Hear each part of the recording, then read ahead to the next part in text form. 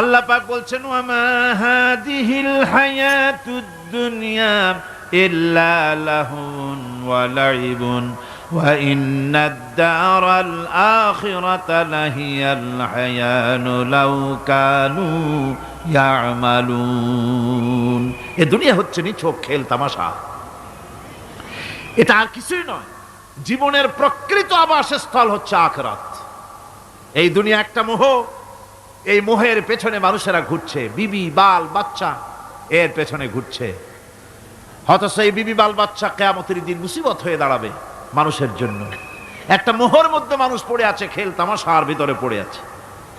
আল্লাহ পাক বলছেন কুল মাতাউদ দুনিয়া কালিলুন ওয়াল আখিরাতু খায়রুল লিমানিত্তাকা। বলো দুনিয়ার সমস্ত সম্পদ খুবই নগণ্য, আর যে ব্যক্তি পরকালকে বিশ্বাস করে, পরকালের কামনা করে, সেই খোদাভীরু লোকদের জন্য পরকাল হচ্ছে প্রকৃত আবাসস্থল। সেই জায়গাটাই হলো আসল জায়গা। ওই জায়গার জন্য কিছু তৈরি করতে হবে। কোরআনে কারিমে রব্বুল আলামিন বলছেন আরাদিতুম বিল হায়াতিদ দুনিয়া মিনাল আখিরাহ ফামা মাতাউদ দুনিয়া ফিল আখিরাতি ইল্লা কলিল। তোমরা কি পরকালের জীবনের বিনিময় এই দুনিয়ার জীবনটাই বেশি পরিতুষ্ট হয়েছো? অথচ দুনিয়ার জীবনের সুখ সম্পদ তো পরকালের তুলনায় খুবই নগণ্য। পরকালের সুখ অনেক বেশি, পরকালের দুঃখটাও অনেক বেশি, সুখটাও অনেক বেশি। পরকালটা স্থায়ী, সুতরাং দুনিয়ার মোহে না পড়ে পরকালের জন্য জীবনটাকে পরকাল ভিত্তিক জীবন তৈরি করো। আল্লাহ পাক বলছেন ফাম্মা মান তাগা ওয়া আসারাল হায়াতাদ দুনিয়া ফাইন্নাল জাহিমা হিয়াল মাওয়াব। অতঃপর যে ব্যক্তি বিদ্রোহ করেছে এবং দুনিয়ার জীবনকে অগ্রাধিকার দিয়েছে, তার জায়গা হচ্ছে জাহান্নাম। জোরে বলেন নাউজুবিল্লাহ। যে ব্যক্তি আল্লাহর সঙ্গে বিদ্রোহ করেছে আর পরকালের জন্য পাথর জোগাড় করে নাই, দুনিয়াকে অগ্রাধিকার দিল, পরকালকে ভুলে গেল, তার জায়গা হলো জাহান্নাম। ওয়া আম্মা মান খাফা মাকামা রাব্বিহি ওয়া নাহান নাফসা আনিল হাওয়া ফাইন্নাল জান্নাতা হিয়াল মাওয়া। আর যে ব্যক্তি আপন প্রভুর সামনে উপস্থিত হওয়াকে ভয় করেছে এবং আপন প্রবৃত্তিকে লালসা মুক্ত করেছে, লালসার হাত থেকে রক্ষা করেছে, আল্লাহ রব্বুল আলামিন কিয়ামতের দিন তার জন্য রেখে দিয়েছেন জান্নাত। তার জন্য কোন জায়গা? জান্নাত। আমাদেরকে পরকাল ভিত্তিক জীবন যাপন যদি করি তাহলে কবরের জবাবগুলি খুব আসান হবে। আর যদি পরকাল ভিত্তিক জীবন যাপন না হয়, কবরটা মুসিবত হয়ে যাবে। হযরত ওসমান রাদিয়াল্লাহু তাআলা আনহু কবরের কাছে গিয়ে খুব কাঁদতেন। সাহাবায়ে কেরাম প্রশ্ন করেছেন, হুজুর রাসূল করিম সাল্লাল্লাহু আলাইহি সাল্লাম যখন জান্নাত ও জাহান্নামের ওয়াজ করেন তখনও তো এত বেশি আপনি কাঁদেন না, যত বেশি কাঁদেন কবরের কাছে এসে, কারণ কি?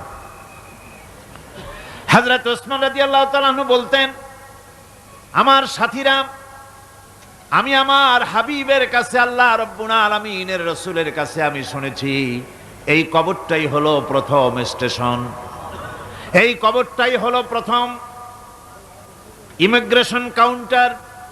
এই জায়গায় যদি কেউ ধরা পড়ে যায়, কারো যদি চার্জশিট হয়ে যায়, সব জায়গায় ধরা পড়ে যাবে। হাসরে মিজানে সিরাতে কোনো জায়গায় নাজাত পাবে না। আর এই কবরটা যদি কেউ মুক্তি পেয়ে যায়, মিজান সিরাত হাসর সব জায়গা থেকে আল্লাহ তারে ভালোভাবে পার করে দিবেন। এটা হলো আসল জায়গা, মারাত্মক জায়গা, খুব মারাত্মক জায়গা।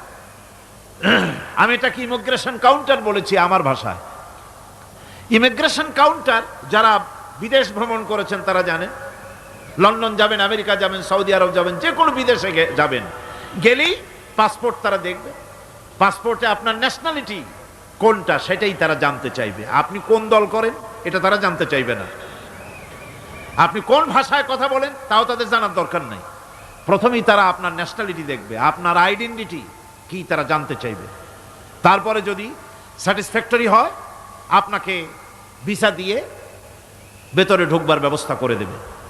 আর যদি তারা স্যাটিসফাইড না হয় তাহলে আপনাকে মেহমানখানায় ঢুকানো হবে গ্রেফতার করে। কবর হচ্ছে এ ধরনের একটি ইমিগ্রেশন কাউন্টার। কবরের ভিতরে মানুষ যখনই রাখা হবে সঙ্গে সঙ্গে দুজন ফেরেশতা আসবে। কবরের কাছে যারা এসেছিল দাফন হয়ে যাওয়ার পর এই লোকগুলি 40 কদম যেতে যতক্ষণ লাগে এর মধ্যেই দুজন ফেরেশতা এসে যাবে, এসে জিজ্ঞেস করবে মান রব্বুকা, তুমি কোন দল করতে, ওটা তাদের জানার দরকার নাই। চাকরি কিসে করতেন ওটা জানার দরকার নাই।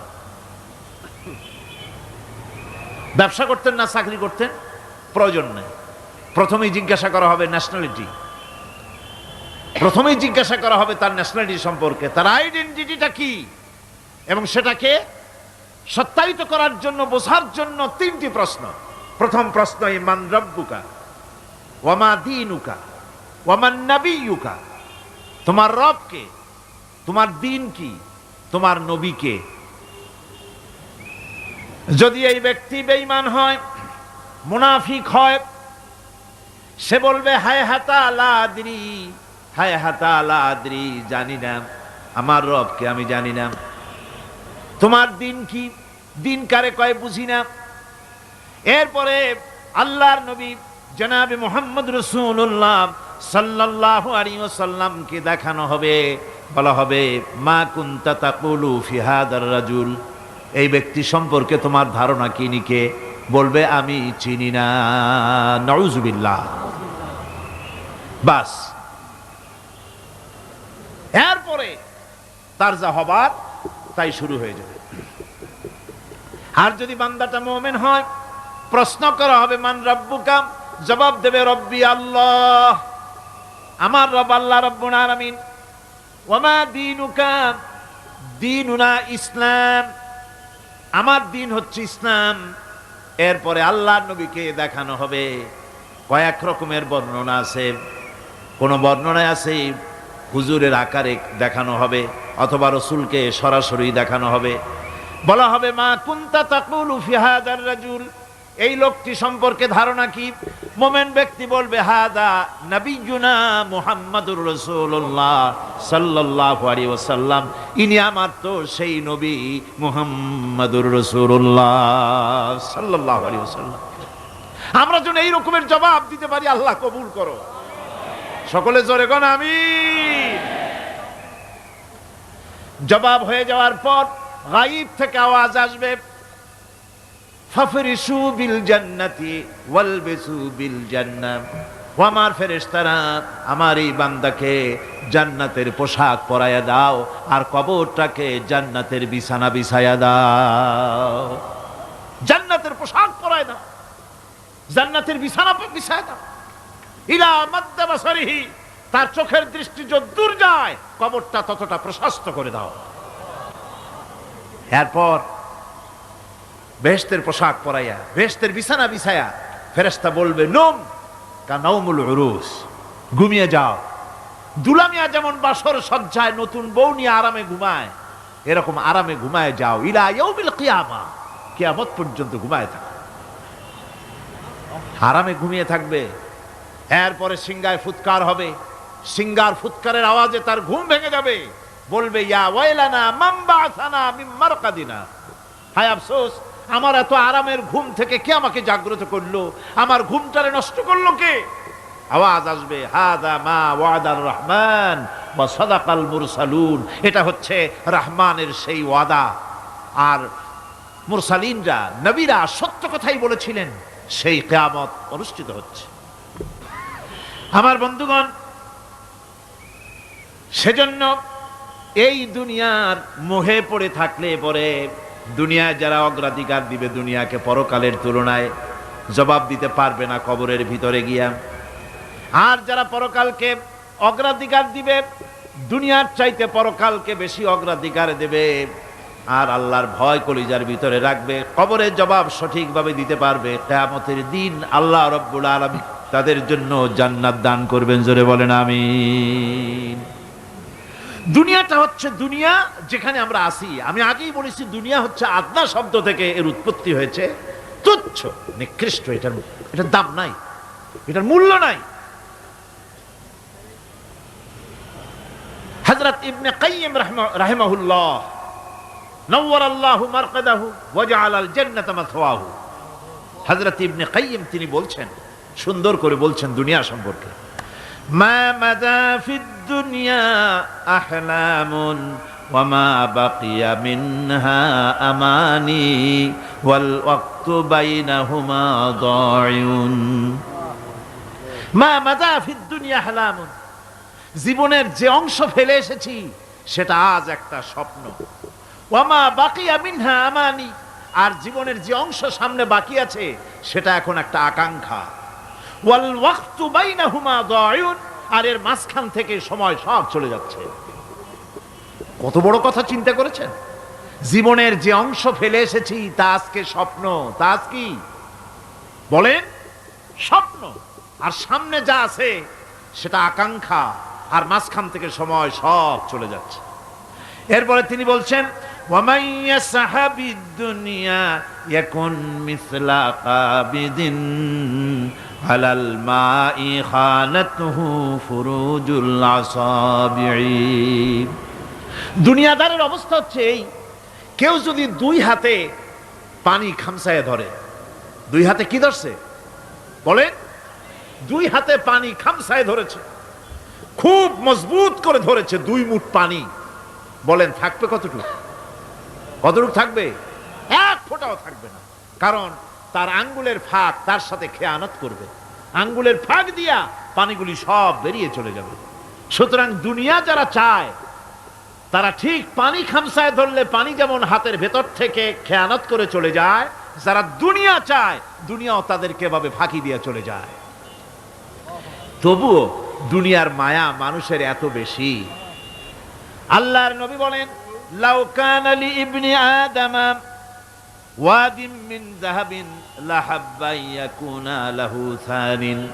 এই পৃথিবীতে যদি কাউকে একটা মাঠ ভরে যদি সোনা দেওয়া যায়, লোকটা বলবে রব্বুল আলামিন, আমি যদি আরেকটা মাঠ এরকম সোনা ভরা পেতাম। দ্বিতীয় আরেকটা মাঠ দেওয়া হলে আবার বলবে যদি তৃতীয় আরেকটা মাঠ সোনা ভরে যদি পেতাম। নবীজি বলেন, ওয়ালা ইয়ামলাউ জাওফু ইবনু আদামা ইল্লা তুরাব। মানুষের পেট 3.5 হাত মাটি ছাড়া, কবরের মাটি ছাড়া মানুষের পেট ভরবে না। আরো চাই, আরো চাই, চাওয়ার কোনো শেষ নাই। মানুষ এভাবে করে দুনিয়ার মহব্বতে এমনি পাগল হয়ে যায়, শুধু দুনিয়ার মহব্বত, পরকালকে বেমালুম ভুলে যায়। আমি কিন্তু এই কথা বুঝাতে চাই নাই যে পরকালের মহব্বতে, পরকালের ভয়তে বা পরকালের জন্য দুনিয়া আপনি বাজার ঘাট, বেচা কিনা, ব্যবসা বাণিজ্য সবকিছু ভুলে যান, না তা নয়। ভুল বোঝার কোনো কারণ নাই। পরকালকে অগ্রাধিকার দিতে হবে, মানে দুনিয়াটা চিরস্থায়ী জায়গা নয়। চিরস্থায়ী হচ্ছে কোনটা? আখিরাত। চিল্লায় এখন কোনটা? সুতরাং এখানে যা করতে হবে, আখিরাতে জবাবদিহিমূলক জীবন যাপন করতে হবে। আপনি ব্যবসা করবেন, ওজনে কম দিতে পারবেন না। আপনি খাদ্যে ভেজাল দিতে পারবেন না, চুরি করতে পারবেন না, ডাকাতি করতে পারবেন না, জেনা করতে পারবেন না, বদমাশি করতে পারবেন না, মদ খেতে পারবেন না, সন্ত্রাসী হতে পারবেন না, হাইজাকার হতে পারবেন না, চাঁদাবাজ হতে পারবেন না, মুনাফাখোর হতে পারবেন না, আপনি চোরা কারবারি হতে পারবেন না, ঘুষখোর হতে পারবেন না, সুদখোর হতে পারবেন না। এই সব কাজ পরকালকে বিশ্বাস করলেই এ সমস্ত কাজ থেকে মানুষ বিরত থাকতে পারে। কথা ঠিক কিনা? এটাই হচ্ছে পথ। সুতরাং এই পৃথিবী থাকবে না। এটা কি চিরকাল থাকবে? না, এর একটা পরিসমাপ্তি ঘটবে। যেমন করে সারা বছর লেখাপড়া করার পর কলেজে, বিশ্ববিদ্যালয়, মাদ্রাসায়, হাই স্কুলে, সব জায়গায় সারা বছর লেখাপড়া করার পর যেমন পরীক্ষা দেওয়ার একটা দিন আসে, সারা বছর ব্যবসা করার পর হিসাব নিকাশ করার যেমন একটা সময় আসে, সারা মাস চাকরি করার পর বেতন পাওয়ার যেমন একটা দিন আসে, সারা জীবন চাকরি করার পর পেনশন পাওয়ার যেমন একটা সময় আসে, অনুরূপভাবে এই দুনিয়া যেদিন শেষ হয়ে যাবে, আল্লাহ নির্ধারিত সময় শেষ হয়ে যাওয়ার পর একটা সময় আসবে যখন আল্লাহ রব্বুল আলামিন সব শেষ করে দিবেন, লন্ডভন্ড হয়ে যাবে, কিছুই থাকবে না। কোরআনে কারিমে আল্লাহ সব বলেছেন, কোরআনে সব আল্লাহ বলে দিয়েছেন। আল্লাহ পাক বলেন এই পৃথিবীর সব কেমন ভাবে ধ্বংস হবে তার চিত্র আল্লাহ পাক কোরআনে কারিমে তুলে ধরেছেন। ইযাস সামাউ ফাতারাত ওয়া ইযাল কাওয়াকিবু তাসারাত ওয়া ইযাল বিহারু ফুজ্জিরাত ওয়া ইযাল কুবুরু বু'সিরাত। যখন আকাশসমূহ দীর্ণ বিদীর্ণ হয়ে যাবে, তারকাগুলি বিক্ষিপ্ত হয়ে ছিটকে পড়বে, আর সমুদ্রগুলি উচ্ছ্বসিত হয়ে পড়বে, কবরগুলি সব তার ভেতরে যা আছে উদ্গীরণ করে দেবে, তারকাগুলি স্থিমিত হয়ে যাবে। এরপরে সমস্ত আকাশগুলি কাতাইয়িস সিজিল্লিল কুতুব, কিতাবের পৃষ্ঠার মতো একটার পরে একটা ঠাস ঠাস করে পড়তে থাকবে, চূর্ণ বিচূর্ণ হয়ে ভেঙে চুরে একাকার হয়ে যাবে। পাহাড়গুলিকে উড়িয়ে দেওয়া হবে, চন্দ্র এবং সূর্য একাকার হয়ে যাবে। আল্লাহ রাব্বুল আলামিন বলেন ফাইযা বারিকাল বাসার ওয়া খাসাফাল কমার ওয়া জুমিআশ শামসু ওয়াল কমার। চক্ষু যখন বিস্ফারিত হয়ে যাবে, চাঁদ যখন তার আলো হারিয়ে ফেলবে, সূর্য যখন তার আলো হারিয়ে ফেলবে, চাঁদ আর সূর্য সব একাকার হয়ে যাবে, সেই সময়ের অবস্থাটা কি চিন্তা করো। মানুষ হয়রান হয়ে দৌড়াদৌড়ি করবে। ওয়াহুমিলাতিল আরদু ওয়াল জিবালু ফাদুক্কাতা দাক্কাতান ওয়াহিদা। জমিন এবং পাহাড়গুলির মধ্যে আল্লাহ রাব্বুল আলামিন সংঘর্ষ বাঁধিয়ে দিবেন, পাহাড়গুলি ভেঙে চুরে টুকরা টুকরা হয়ে যাবে। পাহাড়গুলি উঁচু করে জমিনের উপরে আছাড় মেরে আল্লাহ রাব্বুল আলামিন ভেঙে চুরে চুরমার করে দিবেন। সুবহানাল্লাহ। ওয়া তাকুনুল জিবালু কালইনিল মানফুস। পাহাড়গুলো পেঁজা ধোনা তুলার মতো করে উড়িয়ে দেওয়া হবে, পাহাড় উড়ে যাবে। সুবহানাল্লাহ করে। পাহাড় পাথরের তৈরি করা পাহাড়, এই পাহাড়গুলি তুলার মতো হয়ে উড়বে কিভাবে? আমি এই দৃশ্য নিজের চোখে কিছুটা হলেও দেখছি। আজ থেকে 10 দিন আগে আমি ইতালি সফর করে এসেছি। ইতালির রাজধানী রোম। রোম প্রাচীন সভ্যতার লালন ভূমি। কোরআনে কারিমে সূরায়ে রোম রয়েছে, এই রোম সেই রোম। এখানের বাদশার কাছে রাসূল করিম সাল্লাল্লাহু আলাইহি সাল্লাম হেরাক্লিয়াসের কাছে চিঠি পাঠিয়েছিলেন, সেই রোম। 12 থেকে 15,000-এর মতো বাংলাদেশি মুসলমান সেখানে আছে। জুমার দিন, যেদিন আমি গেলাম তার পরের দিনই জুমা ছিল। জুমার নামাজ পড়লাম ভ্যাটিকানের কাছেই বিশাল মসজিদ, ইউরোপের ভিতরে সবচাইতে বড় মসজিদ এটা। রোম ইসলামের দুশমনদের রাজধানী। সেইখানে যখন আজান হচ্ছে আশহাদু আন্না মুহাম্মাদার রাসূলুল্লাহ, আমার অনুভূতির কথা আপনাদেরকে বোঝাতে পারবো না, কি অনুভূতির সৃষ্টি হয়েছে আমার ভেতরে। ভ্যাটিকানের পোপ এক পাশে, কিছু দূরেই ভ্যাটিকান। ওটা হচ্ছে গোটা পৃথিবীর সমস্ত খ্রিস্টানদের কাবা, ভ্যাটিকান। তার পাশেই বিশাল মসজিদ, সেখানে নামাজ পড়লাম। চিন্তার ভেতরে আসলো আল্লাহ রাব্বুল আলামিন তার হাবিবের নাম, তার তাওহীদ, তার রিসালাতকে কিভাবে বিশ্বময় ছড়িয়ে দিলেন। আবু জাহেল চাইছিল মুহাম্মদ সাল্লাল্লাহু আলাইহি ওয়াসাল্লামকে স্তব্ধ করে দেবে মক্কার জীবনেই। কত বদনাম, সাহের, কাহেন, কাযযাব, শায়ের, নাউযুবিল্লাহি মিন যালিক, কত গালাগালি করলো। আর আল্লাহ শুনালেন, হাবিব চিন্তার কোনো কারণ নাই, ওয়া রাফা'না লাকা যিকরাক, আমি আপনার প্রশংসা বিশ্বময় ছড়িয়ে দেব। সুবহানাল্লাহি ওয়া বিহামদিহি। রোম প্রোগ্রাম শেষ করে আমাকে তারা নিয়ে গেল, যেটা আমি বলতে সফর কাহিনী শোনাবার সময় এটা না। যেহেতু এর সঙ্গে প্রাসঙ্গিক সেই জন্য বলছি, পাহাড় কেমনে তুলার মতো হয়ে উঠবে তার নজির দেখেছি। রোম শহর থেকে 300 মাইল দূরে, 300 কিলোমিটার দূরে নেপোলিয়ান বোনাপার্ট তার বাড়ি, এবং ওটা তার নামই একটা প্রভিন্স। ভূমধ্য সাগরের পারে ভিসুভিয়াস, পৃথিবীর সবচাইতে বড় আগ্নেয়গিরি, সেটা দেখাতে নিয়ে যাওয়া হলো আমাকে। যে পাহাড়টা পৃথিবীর মাটি থেকে তার চূড়া হচ্ছে 3 মাইল উঁচু, এর 2 মাইল গাড়িতে করে ঘুরে ঘুরে যাওয়া যায়, এরপর আর গাড়িতে যাওয়া যায় না, বাকিটুকুন যেতে হবে হেঁটে হেঁটে। পাহাড়ের উপরে অক্সিজেন কম, বেশ কষ্ট হচ্ছিল উঠতে। জীবনে প্রথম পাহাড়ে চড়েছি জাবালে নূর, রাসূল করিম সাল্লাল্লাহু আলাইহি সাল্লামের উপরে যেখানে ওহী হয়েছিল সর্বপ্রথম। পাহাড় চড়ার একটা অভিজ্ঞতা ওখান থেকে আমার কিছুটা হয়েছিল। খুব কষ্ট হলো বাকি 1 মাইল উঠতে। যখন ভিসুভিয়াসের একদম শীর্ষে চলে গেছি, সেখানে গিয়ে আমার সাথে 15-20 জন লোক ছিল। আমি নিজেই আল্লাহু আকবার বলে আমার গলা থেকে আওয়াজ বেরিয়ে গেল। আমি দেখতে পেলাম ভিসুভিয়াসের শীর্ষে বিশাল গর্ত।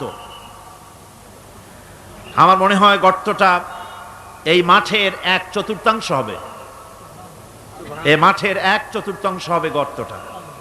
সেই গর্তটার গভীরতা হচ্ছে 1.5 কিলোমিটার। এইখান থেকে পাথরগুলি উত্থিত হয়েছে, আগ্নেয়গিরি পাথর আগুনে গলে লাভা হয়ে এগুলি পাহাড় বেয়ে উপচে পড়েছে, চতুর্দিকে 12 মাইল ছড়িয়ে গিয়েছে। আমার মনে পড়ল ওয়াকুদুহান নাসু ওয়াল হিজারা, জাহান্নামের আগুনের ইন্ধন হবে মানুষ আর পাথর। আমি সেখানে সেজদায় পড়ে গিয়া কানলাম আর বললাম, আল্লাহ জাহান্নামের আগুন হারাম করে দিও আমাদের জন্য। পাথর কিভাবে গললো, গলে পাথরগুলি গলে পুড়ে চতুর্দিকে পড়েছে আর ছিটকেছে, চতুর্দিকে ছিটকে পড়েছে। সেই পাথরগুলি ছিটকে ছিটকে যেগুলি পুড়ে পড়েছে সেগুলিকে দূরে সাদা রঙের বলে মনে হয়, কোনোটা সাদা কোনোটা কালো, মনে হয় যেন তুলার মতো হয়ে পড়ে আছে চতুর্দিকে। 1944 সনে তৃতীয়বারের মতো ভিসুভিয়াস অগ্নিগিরি যে অগ্নি উৎপাত করে, তাতে আশেপাশের 12 মাইল এলাকা এফেক্টেড হয়ে যায়। পাথরগুলি গলে এভাবে বিধ্বস্ত করে দিয়েছে। এখান থেকে এখানে জোহরের নামাজ, আসরের নামাজ আমরা পড়লাম, আল্লাহর কাছে খুব দোয়া করলাম। এখনো ধোঁয়া উঠতেছে, এখনো পাহাড়ের ফাটল দিয়ে ধোঁয়া উঠছে। একজন হাত দিয়ে আমাকে বলল যে খুব গরম লাগে ধোঁয়াগুলি। ওখানকার লোকেরা বলল যে ভেতরে এখনো আগুন আছে, তবে সুপ্ত, যে কোনো মুহূর্তে আবার তা জাগ্রত হতে পারে। আমরা সেখান থেকে নেমে এলাম। একটু কিছু দূর গিয়েই সেখানে হলো পম্পেই শহর। এই পম্পেই শহরটা হচ্ছে ঈসা আলাইহিস সালামের জন্মের 2000 বছর আগে এই শহর তৈরি হয়। ঈসা আলাইহিস সালামের জন্মের 179 বছর পর ভূমিকম্প হয়। সেই ভূমিকম্পে গোটা পম্পেই শহরটা পৃথিবীর মানুষের চোখের আড়াল হয়ে যায়, ধ্বংস হয়ে যায়, মাটির তলায় গরক হয়ে যায়। আজ থেকে 200 বছর আগে মাটি খনন করতে গিয়ে এই শহর আবিষ্কৃত হয়। পুরা শহরটা খুঁড়ে তারা বের করেছে। 180 হেক্টর জমিনের উপরে এই বিশাল শহর। ঘুরে ঘুরে দেখলাম, গাড়ি চলে না সেখানে, পায়ে হেঁটে দেখতে হলো। প্রশস্ত রাস্তা। আজ থেকে 4000 বছর আগের মানুষেরা রাস্তা বানাতে জানতো পাথর দিয়ে, এবং রাস্তার দুধারে তাদের ছিল ফুটপাত, পানির ব্যবস্থা, নগরায়নের সব রকমের সুযোগ সুবিধা। তারপরে সেখানে বিচারালয়, এরপরে দোকানপাট, বাজারঘাট, সবকিছুর ব্যবস্থা রয়েছে। বিশাল বিশাল পাথরগুলি দিয়ে পিলার তৈরি করা। ভাবলাম এই পিলারগুলি, এই পাথরগুলি তারা কিভাবে ক্রেন ছাড়া এত উপরে উঠালো কি করে, আমার মাথায় আসলো না। পাথর কেটে কেটে সুন্দর সুন্দর অঙ্কন শিল্প তারা করেছে। এরপরে ঘুরতে ঘুরতে বাদশার রাজার বাড়িতে গিয়ে ঢুকলাম। সেখানে গিয়ে দেখলাম উলঙ্গ এত মূর্তি পাথরের তৈরি করা। পাথর কেটে কেটে দেওয়ালে যৌন যৌন মিলনের এমন কোন অশ্লীল ছবি নাই যা তারা সেখানে তৈরি করে নাই। উলঙ্গ মূর্তি আর উলঙ্গ যৌন মিলনের অসংখ্য ছবি দিয়ে এই এলাকা ভরা। তখন আমি বুঝলাম আল্লাহর গজব হওয়ার কারণটা কি, এই শহরটা মাটির নিচে গরক হয়ে যাওয়ার কারণটা কি। আল্লাহ পাক জেনা ব্যভিচার যে দেশে বেশি হয় আল্লাহ পাক বরদাস্ত করেন না।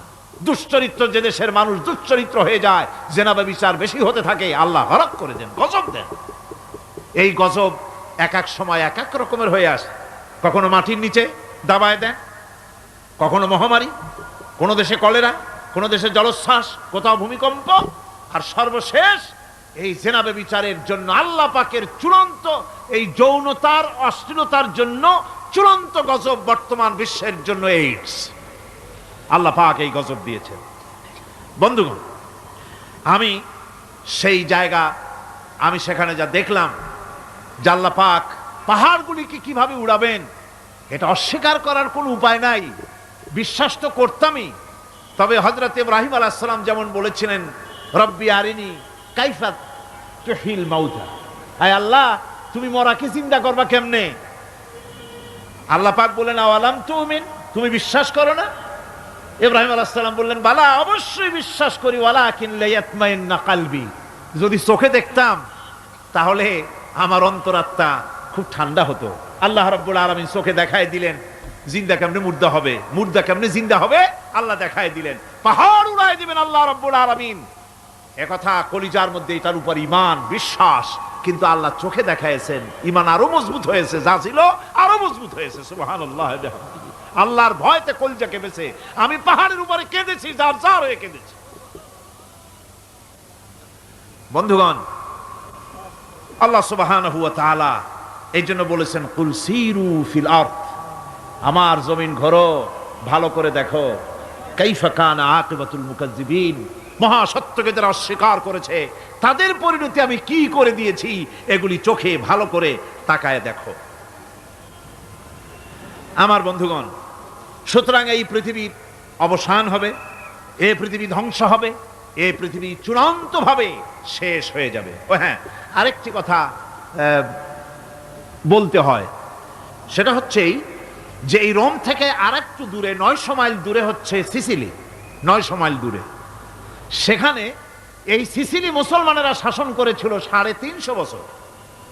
সেই সিসিলিতে রয়েছে 360টা মসজিদ মুসলমানদের করা। সমস্ত মসজিদগুলি আজ তালা বন্ধ, একটা মসজিদও খোলা নাই। সেখানকার মুসলমানেরা ওয়াজ শুনতে এসেছিল রোমে। আমি তাদের জন্য পরামর্শ দিয়েছি যে গভর্নমেন্টের কাছে তোমরা দাবি জানাও যে অন্তত একটা মসজিদের দরজা আমাদের জন্য খুলে দাও। রোমের অবস্থানরত প্রবাসী বাংলাদেশি মুসলমানেরা আমাকে বলেছে, তাদের অনেকের বাড়ি চট্টগ্রামেও আছে, আমাকে বলেছে তাদের চোখে পানি আসছে বলার সময় যে চিরময়ের তাফসীর মাহফিল যখন আসে কলজাটা কাঁদতে থাকে যাওয়ার জন্য। তো যাওয়া তো সম্ভব না এত দূর থেকে, আমাদের সালাম বলে দিবেন যত লোক আসবে, আর আমাদের জন্য দোয়া করতে বলবেন যেন এই রোমের ভিতরে আমরা ইসলামের আদর্শের ভিত্তিতে আমরা যেন চলতে পারি। আপনারা দোয়া করুন তাদের জন্য। ভাইরা আমার, এই পৃথিবী একদিন পরিসমাপ্তি ঘটবে এবং আল্লাহর দরবারে আমাদেরকে উঠতে হবে এবং সেখানে আমাদের বিচার হবে। সেখানে আমাদের কি হবে? বিচার হবে। আল্লাহ পাক বিচারটাকে নির্ভুল করার জন্য, সঠিক করার জন্য প্রত্যেকের গলায় আমলনামা ঝুলায় রাখছেন। এখানে রেকর্ডের ব্যবস্থা করা হয়েছে। আল্লাহ পাক বলছেন ওয়া কুল্লা ইনসানিন আলজামনাহু তাইরাহু ফি উনুকিহি ওয়া নুখরিজু লাহু ইয়াওমাল কিয়ামাতি কিতাবান ইয়ালকাহু মানশুরা। আল্লাহ পাক বলেন প্রত্যেকের ভালো মন্দ কর্মফল, কর্মলিপি আমি তার গলায় ঝুলায় রেখেছি। কিয়ামতের দিন সে নিজের কাছে স্পষ্ট সব দেখতে পারবে, কোনো জিনিস বাদ পড়বে না। তার গলায় তার আমলনামা ঝুলানো আছে, সব রেকর্ড হতেছে। আমরা যা করছি সবগুলি রেকর্ড হয়ে যাচ্ছে।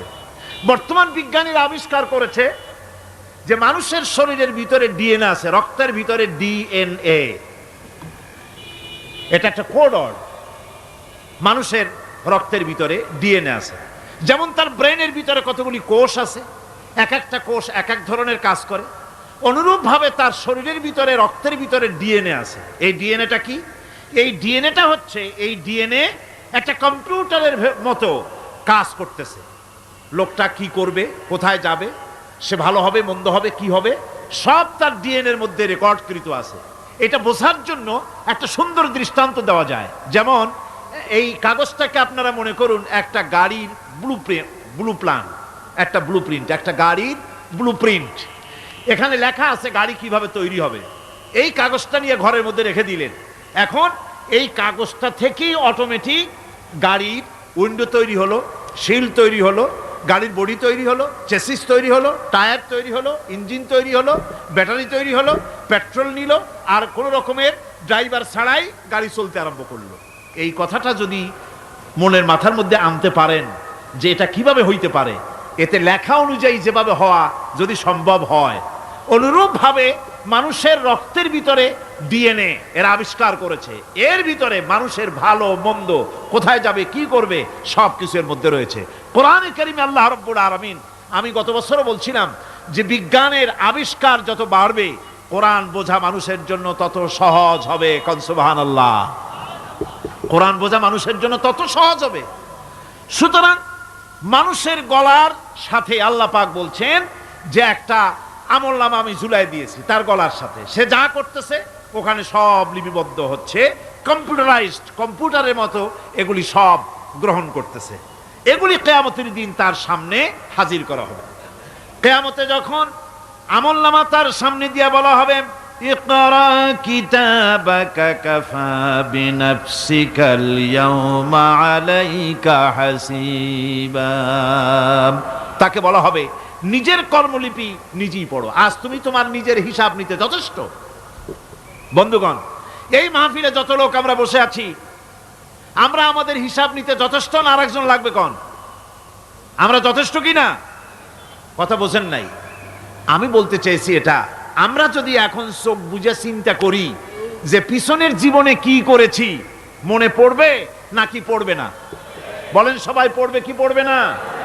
ছোটবেলায় কবে পায়ের নিচে কাটা ফুটেছিল, কবে কোথায় আছাড় খেয়েছিলেন, কবে কার বেল তাল আম কাঁচা আম চুরি করে খেতে গিয়ে কিল খেয়েছিলেন, তাড়া খেয়েছিলেন, তাকে এখন মনে নাই?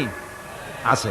তাহলে কিল, ওই তাল বেল চুরি করতে গিয়ে যে কিলটা খাইছিলেন সেটাও মনে আছে, ভালো মন্দ সব মনে আছে। তাহলে কোন হোটেলের রুমে কি করছিলেন, কোন স্কুলে কোন কলেজে কি করছিলেন, তারপরে জীবনে ছোট বড় ঘটনাগুলি চোখ বুঝতে মনে পড়বে না? এবার হিসাব করেন, মনে যদি পড়ে এবার হিসাব করেন আপনি জান্নাতি না জাহান্নামে। আপনি আপনার নিজের হিসাব নেওয়ার জন্য যথেষ্ট। তাকে হিসাব করতে বলা হবে, তোমার হিসাব, তোমার নিজের হিসাব নেওয়ার জন্য তুমি যথেষ্ট, তোমার হিসাব তুমি নিজেই করো, এটা পড়ো। আর সেই কিয়ামতের দিন কোনো সাহায্যকারী মিলবে না। লান তানফাকুম আরহামুকুম ওয়ালা আওলাদুকুম ইয়াউমাল কিয়ামাহ। লান তানফাকুম, কিয়ামতের দিন কোনো ফায়দা হবে না, অবশ্যই কোনো ফায়দা হবে না, কোনো উপকারে আসবে না। কিয়ামতের দিন তোমার সন্তান, তোমার স্ত্রী, তোমার মাল, তোমার সম্পদ কোনো উপকারে আসবে না। কিয়ামতের ময়দানে সেদিন সব তোমার সাথে বিচ্ছিন্ন করবে, সব পালায় যাবে। সেখানে উৎকোষেরও কোনো কারবার নাই যে ঘুষ টুস দিয়া, ফেরেশতাদের কোনো রকম বুঝবাজ দিয়া, আলাদা কোনো চোরাগলি পথ দিয়া একেবারে ফুট করে ভেসতে চলে যাবেন, এমন কোনো সুযোগ নাই। অনেকে বলে, হুজুর এমন কিছু দোয়া শিখায় দেন যাতে ওই সব জেহাদ বোমা এগুলি খুব ভয় পাই, ও সব রাস্তা টাস্তা না, খুব সহজে কিছু দোয়া দুরূদ করিয়া আস্তে করে জান্নাতে চলে যাওয়া যায়, এরকম একটা দোয়া, এরকম একটা পথ বলে দেন। আমি বলি, ভাই এরকমের কোন চোরাগলি আমার রাসূল আবিষ্কার করতে পারেন নাই। আল্লাহর পয়গম্বরের ওই ধরনের কোন পথ আবিষ্কার করতে পারেন নাই। সেখানে কিয়ামতের দিন কাউকে উৎকোষ গ্রহণ করার কেউ নাই, উৎকোষ দেওয়া যাবে না। আর উৎকোষ দিবি নেবা কি, আপনার কাছে কিছু নাইও, থাকলেও নেওয়ার কেউ নাই। এই দুনিয়ায় ফাঁকিবাজি করে বহুত কিছু করা যায়, কিন্তু কিয়ামতের মাঠে এগুলি কিছুই চলবে না। اليوم لا ينفع مال ولا بنون কিয়ামতের দিন ধন সন্তান সন্ততি আর সম্পদ কোনো কাজে লাগবে না। সেদিন শুধু আমল যদি ভালো হয় কাজে লাগবে, আমল খারাপ হবে সব শেষ হয়ে যাবে। আল্লাহ রাব্বুল আলামিন নবীজিকে ডেকে বলেছেন, নবী আপনি বলেন, কুল মা কুনতু বিদআম মিনার রাসূল, আপনি বলুন আমি কোন নতুন রাসূল নই, আমার আগে অনেক নবী রাসূল পৃথিবীতে এসেছেন, তারা বিদায় হয়ে গেছেন। আমি জানি না কিয়ামতের দিন আল্লাহ রাব্বুল আলামিন আমার সাথে কি ব্যবহার করবেন, আর আমি এও জানি না যে কিয়ামতের দিন আল্লাহ পাক তোমাদের সাথে কি ব্যবহার করবেন। এই আয়াত নাজিল হওয়ার পর আল্লাহর হাবিব তার মেয়েকে ডাকলেন, জামাইকে ডাকলেন, নাতিদেরকে ডাকলেন, আহলে বাইতদেরকে ডাকলেন, আর বললেন, ও আমার মেয়ে কলিজার টুকরা ফাতেমা গো শোনো, কেবলমাত্র আয়াত নাজিল হয়ে গেল, আল্লাহ পাক আমাকে শোনায়ছেন কিয়ামতের দিন আমি জানি না আমার সঙ্গে কি ব্যবহার করা হবে, আর এও জানি না যে তোমাদের সাথে কি ব্যবহার করা হবে। ও আমার কলিজার টুকরা মেয়ে ফাতেমা, কিয়ামতের দিন মুহাম্মদ সাল্লাল্লাহু আলাইহি সাল্লামের মেয়ে এই হিসাবে তোমার নাজাতের ফয়সালা হবে না। ও আমার কলিজার টুকরা নাতি হাসান আর হোসেন, কিয়ামতের দিন মুহাম্মদ সাল্লাল্লাহু আলাইহি সাল্লামের নাতি হিসাবে ফয়সালা হবে না। ও আমার জামাই হযরতে আলী, কিয়ামতের দিন আমার জামাই হিসাবে নাজাতের ফয়সালা হবে না। আমল যদি ভালো হয় ফয়সালা ভালো হবে, জান্নাতে চলে যাবে। আমল যদি খারাপ হয় কার নাতি কার জামাই দেখা হবে না। সুবহানাল্লাহ। কঠিন কিয়ামতের মাঠ। এই পরকালের বিশ্বাস যদি কলিজার মধ্যে ঢোকে মানুষ ভালো হয়ে যাবে। কোন সুবহানাল্লাহ। আপনাদের দৃষ্টিতে পারবে, কথার জবাব যে দিলেন না। পুলিশে কি মানুষের চরিত্র ভালো বানাইতে পারবে? পুলিশের চরিত্র ভালো বানাবে কেডা? সেটাই তো কথা। মানুষের চরিত্র যাতে ভালো থাকে, মানুষের জন্য খারাপ কাম না করে, সেজন্য পুলিশ যাতে খারাপ কাম না করে সেজন্য আরো একটা ডিপার্টমেন্ট আছে না, তারা যাতে খারাপ কাজ না করে সেজন্য আর একটা আছে। এন্টি করাপশনের আবার এন্টি করাপশন আছে, তার উপর আবার এন্টি করাপশন আছে। এন্টিটার অভাব নাই। সুতরাং পুলিশ দিয়া, বিডিআর দিয়া, আর্মি দিয়া মানুষের, দেশের, জাতির চরিত্র ভালো বানানো যায় না। রাসূলুল্লাহ এ দিয়ে বানান নাই, এটা ইসলামের নিয়ম নয়। পুলিশ দিয়া, আর্মি দিয়া দেশের মানুষের চরিত্র ভালো বানানো যায় না। চরিত্র ভালো বানানো যায় কেবলমাত্র পরকালের ভয় দিয়া। কিসের ভয় দিয়া? ওই যে মক্কার জীবনে ওই সমস্ত মানুষগুলি যারা চুরি করত, ডাকাতি করত, জেনা করত, বদমাশি করত, যারা শয়তানি করত, যারা মানুষকে খুন করত, এই মানুষগুলি এত ভালো হয়ে গেল, যারা চুরি ছেড়ে দিল, ডাকাতি ছেড়ে দিল, জেনা ব্যভিচার ছেড়ে দিল, এত ভালো হয়ে গেল, পৃথিবীর মধ্যে সেরা মানুষ তারা হয়ে গেলেন। জোরে বলেন সুবহানাল্লাহ। নবীর সাহাবীরা পৃথিবীর শ্রেষ্ঠ সন্তান, নবীর সাহাবীরা পৃথিবীর সেরা মানুষ, তাদের চাইতে সেরা মানুষ নবীদের পরে আর কেউ হতে পারে না। জোরে কোন সুবহানাল্লাহ। নবীর পরে পৃথিবীতে শ্রেষ্ঠ মানুষ কারা?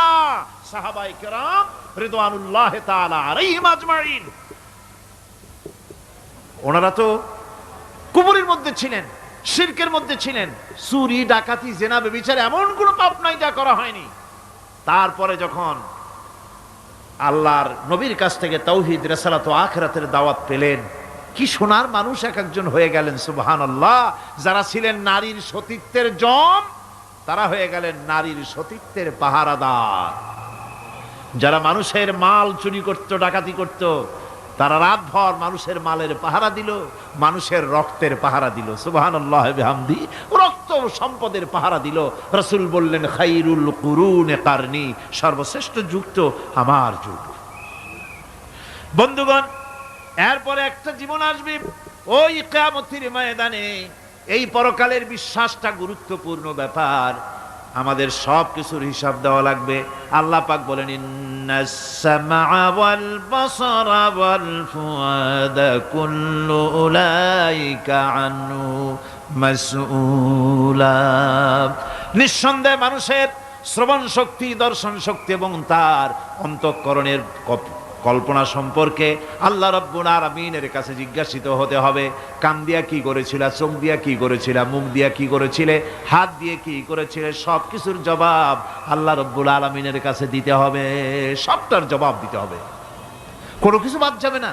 এমনকি মনের ভিতরে যে কল্পনা আমরা করি, এই কল্পনার হিসাবও আল্লাহর দরবারে দিতে হবে।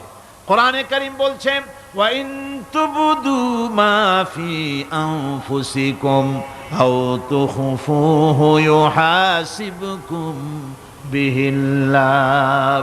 মনের ভিতরে তুমি যেটা কল্পনা করো সেটা প্রকাশ করো, অথবা তুমি গোপন রাখো, যাই তুমি করো না কেন আল্লাহ রাব্বুল আলামিন এর হিসাবও তোমার কাছে নেবেন। ফায়াগফিরু লিমান ইয়াশাউ ওয়া ইউআযযিবু মান ইয়াশাউ ওয়াল্লাহু আলা কুল্লি শাইইন কাদির। মহান আল্লাহ পাক বলেন, করার পর তোমার মনের ভিতরে কি কল্পনা করেছিলে ওইটার হিসাব আমি নেব।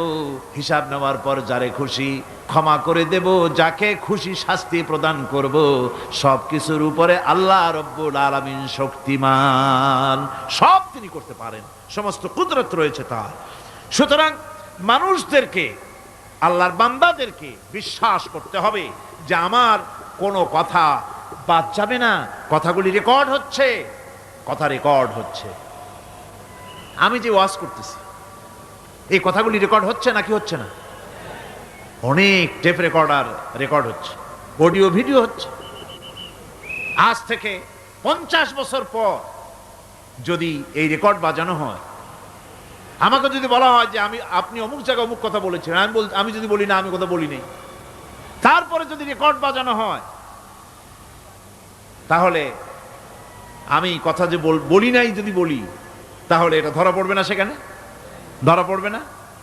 তাহলে এই মানুষের কথা প্লাস্টিকের ফিতায় রেকর্ড করে 50 বছর, 100 বছর, 200 বছর, 500 বছর যদি প্লাস্টিকের ফিতায় এটাকে চলচ্চিত্র করে অথবা টেপ রেকর্ডারে করে যদি ধরে রাখা যায়, এই বুদ্ধিটা কে দিলেন কন্ত দেখি?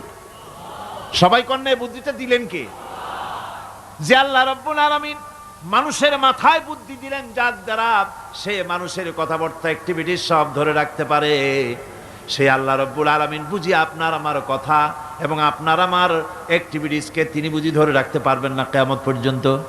পারবেন কি না? সেজন্য রাব্বুল আলামিন বলেন, মা ইয়ালফিযু মিন কাওলিন ইল্লা লাদাইহি রাকীবুন আতীদ। সমস্ত কথা রেকর্ড হচ্ছে। সুবহানাল্লাহ কোন জোরে!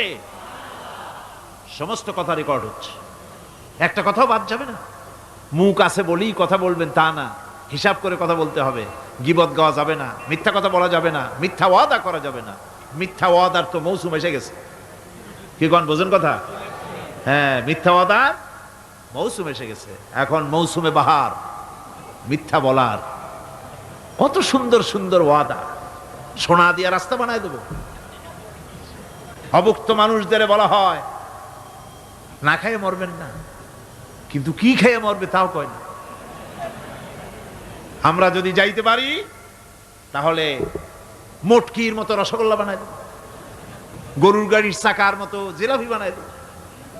খাইতে গিয়ে হা করে চিত হয়ে থাকবে। কত রঙিন রঙিন কথা। মিথ্যা ওয়াদার সময় এসে গেছে। ভাইরা আমার, পরকাল যদি বিশ্বাস করে সেই ব্যক্তি কিছুতেই মুখ আছে বলেই যা খুশি বলবে না, পরনিন্দা করবে না, পরচর্চা করবে না। হাত আছে বলেই যা তা লিখবে না। ঘটনা হইল একটা, লিখলো আর একটা। কলম একটা আছে বলেই যা খুশি তা লেখা যায় না। মুখ আছে বলেই যা খুশি তা বলা যায় না। চোখ আছে বলেই যা খুশি তা দেখা যায় না। গরু খাওয়া জায়েজ করা হয়েছে বলে গরুর লেজ থেকে মাথা পর্যন্ত পাইকারি দরে সব খাওয়া যায় না। গরু খাওয়া হারাম না হালাল? হালাল। পাইকারি দরে লেজ থেকে মাথা পর্যন্ত সব খাওয়া হালাল না। ওর মধ্যে আল্লাহ কিছু হারাম রেখে দিছে, সেগুলোকে বাইসে খাইতে হবে। আল্লাহ দেখতে চান পাইকারি দরে জম্মের খাওয়া খাও না আমার হারামগুলি বাদ দিয়ে খাও, নিষেধ করাগুলি বাদ দিয়ে খাও। মুখ আছে বলেই যা খুশি তা বলা যাবে না। কান আছে বলেই যা খুশি তা শোনা যাবে না, চোখ আছে বলেই যা খুশি তা দেখা যাবে না, হাত পা আছে বলেই যা খুশি তা করা যাবে না। সবটার পেছনে আল্লাহ রাব্বুল আলামিনকে ভয় করা লাগবে।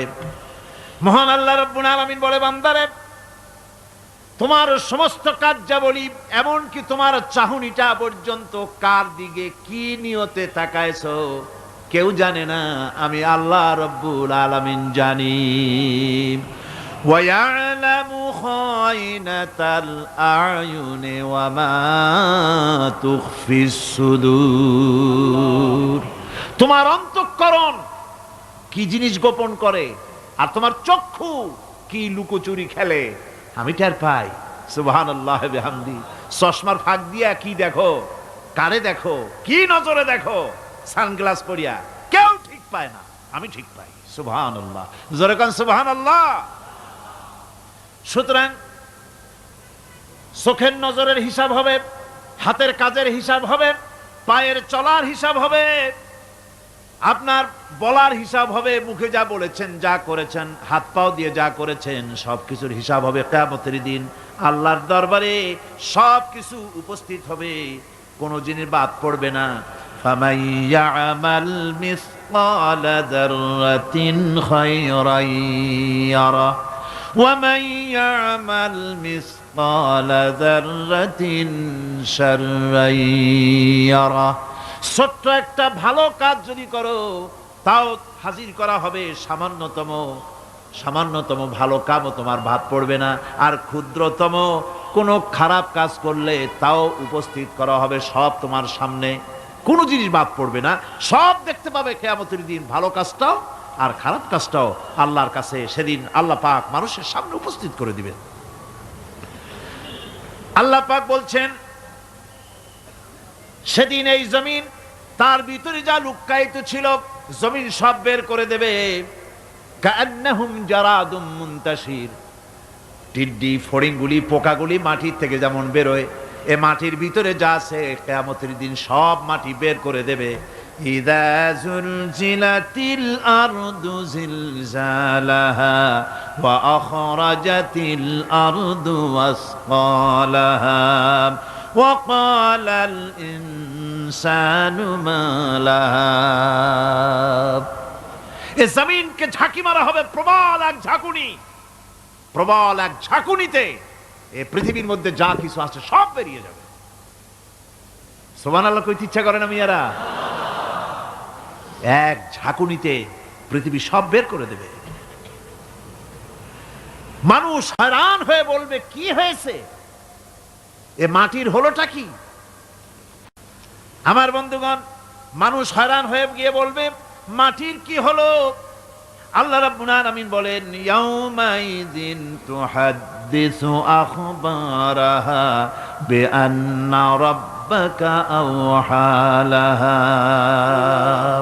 জমিনের উপরে যা ঘটেছে জমিন তা সব বের করে দেবে, সব প্রকাশ করে দেবে। আর এটা এই জন্য হবে যেহেতু তার রবের হুকুম হয়েছে, তার রব হুকুম করেছে বের করে দে।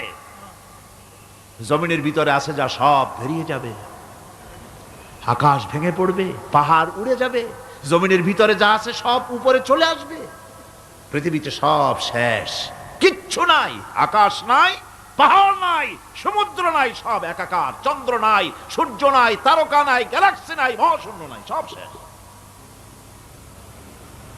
আল্লাহ রাব্বুল আলামিন সমস্ত ফেরেশতাদেরকে শেষ করে দিবেন, সকলের মওত হয়ে যাবে, কেউ আর থাকবে না। এমনকি হযরতে আজরাইল মালাকুল মউত তিনিও থাকবেন না, সব আল্লাহ রাব্বুল আলামিন মৃত্যু করে দিবেন।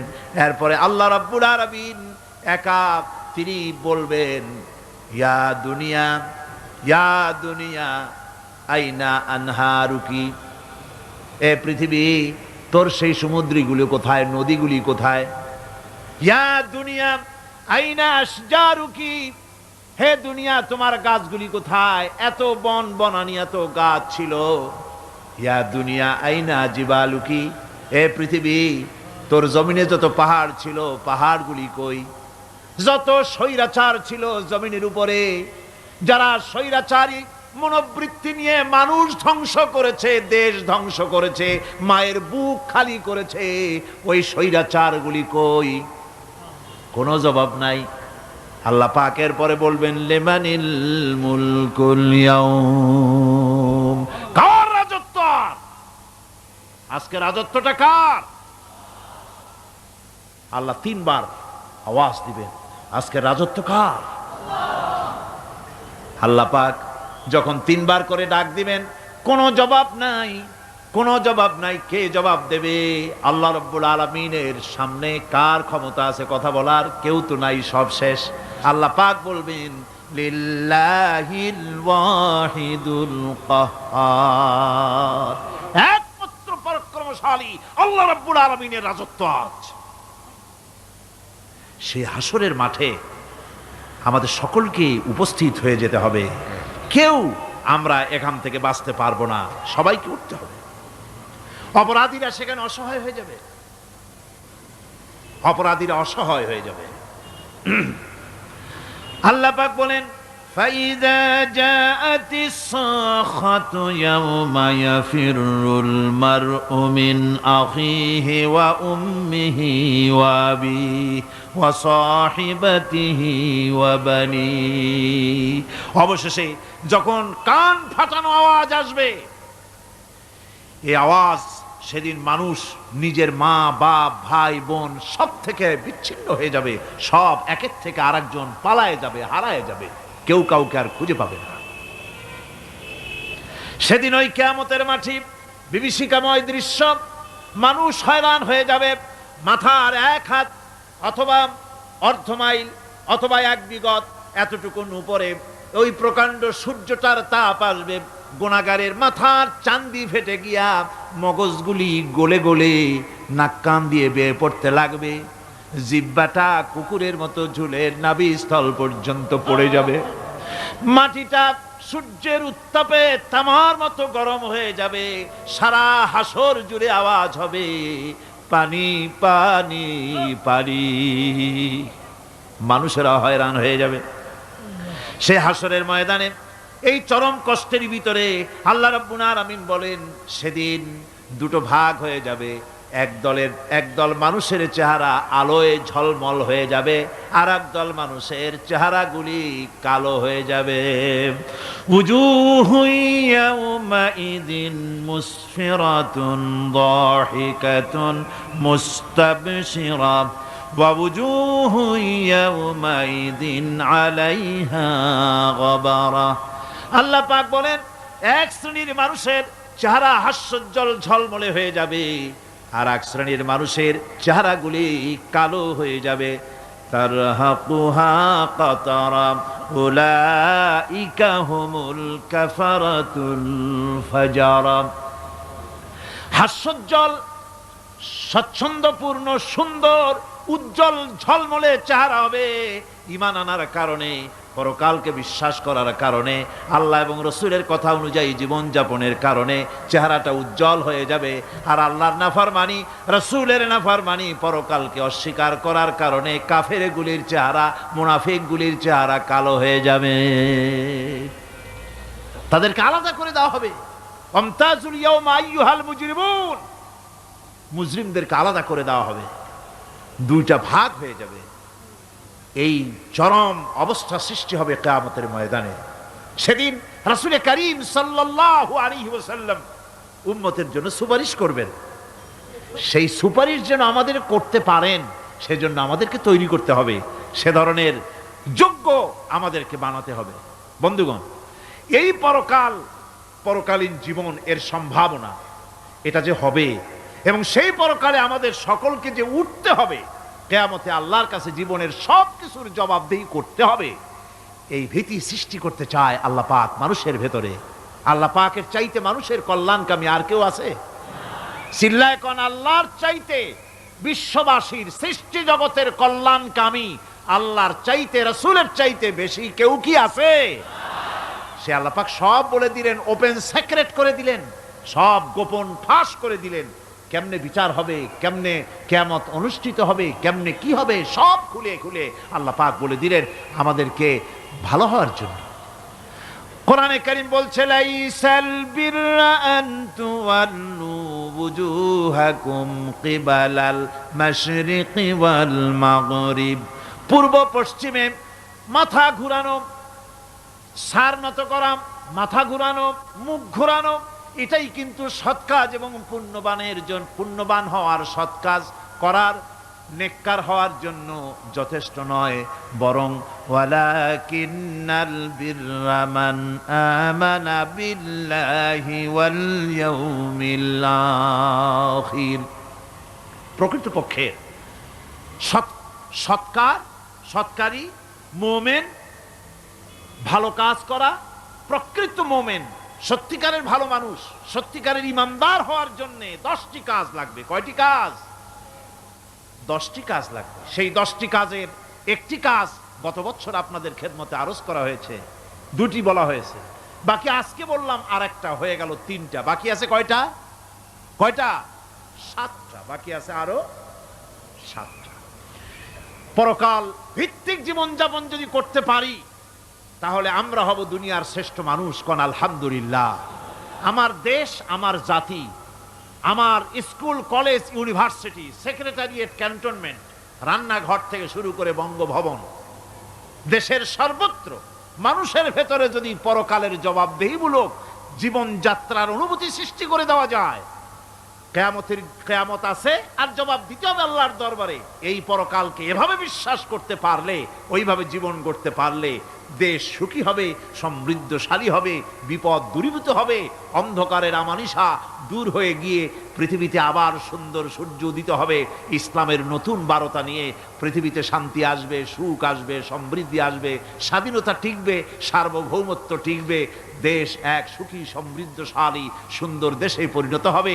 বাংলাদেশ হবে পৃথিবীর একটা আদর্শ দেশে পরিণত হয়ে যাবে যদি এই কথাগুলি আমরা বিশ্বাস করি আর আমল করে চলতে পারি। আল্লাহ পাক যেন সে তৌফিক আমাদের দেন। সকলে বলি আমিন। সকলে কোন আমিন। মুনাজাত হবে, দাঁড়ানো ভাইরা বসে, মুনাজাত হবে, দাঁড়ানো ভাইরা সকলে বসে। আল্লাহুম্মা ربنا ظلمنا أنفسنا وإن لم تغفر لنا وترحمنا لنكونن من الخاسرين ربنا لا تزغ قلوبنا بعد إذ هديتنا وهب لنا من لدنك رحمة إنك أنت الوهاب। আয় আল্লাহ তাআলা, হাজার হাজার মুসলমান নরনারী দীর্ঘক্ষণ ধরে তোমার কোরআনে কারিমের আলোচনা শুনেছি, দরুদ ও সালাম পড়েছি, জিকির আজগার করেছি।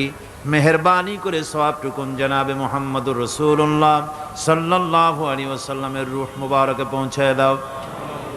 হে আল্লাহ তাআলা, तमाम পৃথিবীর মাটির নিচে যত মুমিন মুমিনাত শুয়ে আছেন তাদের আরওয়ার পরে সওয়াব পৌঁছায় দাও। রব্বুনা রবিন, আমাদের মধ্য থেকে মা বাপ যাদের দুনিয়া থেকে বিদায় হয়ে গেছে, কবরগুলিকে জান্নাতের টুকরা বানায়া দাও।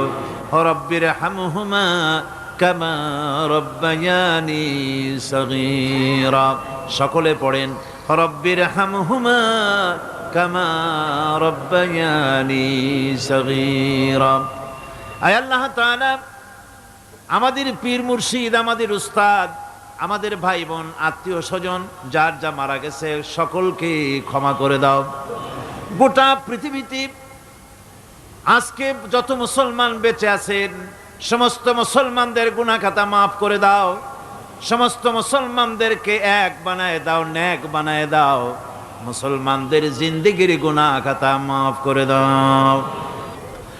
রব্বানা তাকাব্বাল মিন্না ইন্নাকা আনতাস সামিউল আলিম وتب علينا إنك أنت التواب الرحيم سبحان ربك رب العزة عما يصفون وسلام على المرسلين الحمد لله رب العالمين واجعل آخر كلمة عند الموت لا إله إلا الله محمد رسول الله السلام عليكم ورحمة الله